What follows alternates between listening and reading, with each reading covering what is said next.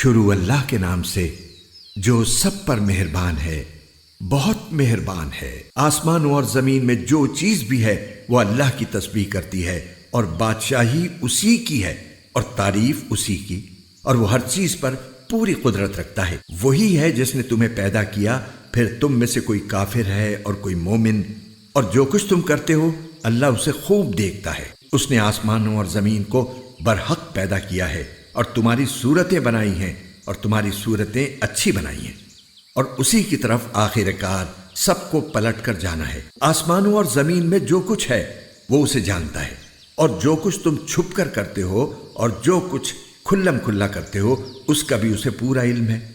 اور اللہ دلوں کی باتوں تک کا خوب جاننے والا ہے۔ کیا تمہارے پاس ان لوگوں کے واقعات نہیں پہنچے جنہوں نے پہلے کفر اختیار کیا تھا، پھر اپنے کاموں کا وبال چکھا، اور آئندہ ان کے حصے میں ایک دردناک عذاب ہے۔ یہ سب کچھ اس لیے ہوا کہ ان کے پاس ان کے پیغمبر روشن دلائل لے کر آتے تھے، تو وہ کہتے تھے کیا ہم جیسے انسان ہیں جو ہمیں ہدایت دیں گے؟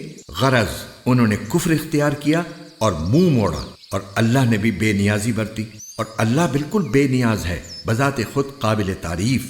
جن لوگوں نے کفر اپنا لیا ہے وہ یہ دعویٰ کرتے ہیں کہ انہیں کبھی دوبارہ زندہ نہیں کیا جائے گا۔ کہہ دو کیوں نہیں، میرے پروردگار کی قسم تمہیں ضرور دوبارہ زندہ کیا جائے گا، پھر تمہیں بتایا جائے گا کہ تم نے کیا کچھ کیا تھا، اور یہ اللہ کے لیے معمولی سی بات ہے۔ لہٰذا اللہ پر اور اس کے رسول پر اور اس روشنی پر ایمان لاؤ جو ہم نے نازل کی ہے، اور تم جو کچھ کرتے ہو اللہ اس سے پوری طرح باخبر ہے۔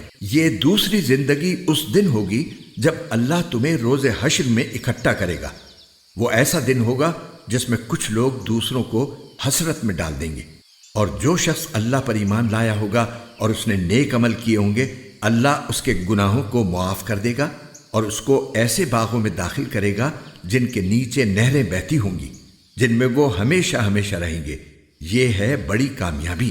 اور جن لوگوں نے کفر اختیار کیا ہوگا اور ہماری آیتوں کو جھٹلایا ہوگا وہ دوزخ والے ہوں گے، جس میں وہ ہمیشہ رہیں گے، اور وہ بہت برا ٹھکانہ ہے۔ کوئی مصیبت اللہ کے حکم کے بغیر نہیں آتی، اور جو کوئی اللہ پر ایمان لاتا ہے وہ اس کے دل کو ہدایت بخشتا ہے، اور اللہ ہر چیز کو خوب جاننے والا ہے۔ اور تم اللہ کی فرما برداری کرو اور رسول کی فرما برداری کرو، پھر اگر تم نے منہ موڑا تو ہمارے رسول کی ذمہ داری صرف یہ ہے کہ وہ صاف صاف بات پہنچا دے۔ اللہ وہ ہے جس کے سوا کوئی معبود نہیں ہے، اور مومنوں کو اللہ ہی پر بھروسہ کرنا چاہیے۔ اے ایمان والو، تمہاری بیویوں اور تمہاری اولاد میں سے کچھ تمہارے دشمن ہیں، اس لیے ان سے ہوشیار رہو، اور اگر تم معاف کر دو اور درگزر کرو اور بخش دو تو اللہ بہت بخشنے والا، بہت مہربان ہے۔ تمہارے مال اور تمہاری اولاد تو تمہارے لیے ایک آزمائش ہیں، اور وہ اللہ ہی ہے جس کے پاس بڑا اجر ہے۔ لہٰذا جہاں تک تم سے ہو سکے اللہ سے ڈرتے رہو، اور سنو اور مانو، اور اللہ کے حکم کے مطابق خرچ کرو، یہ تمہارے ہی لیے بہتر ہے۔ اور جو لوگ اپنے دل کے لالچ سے محفوظ ہو جائیں وہی فلاح پانے والے ہیں۔ اگر تم اللہ کو اچھی طرح قرض دو گے تو اللہ اس کو کئی گنا بڑھا دے گا اور تمہارے گناہ بخش دے گا، اور اللہ بڑا قدردان، بہت بردبار ہے۔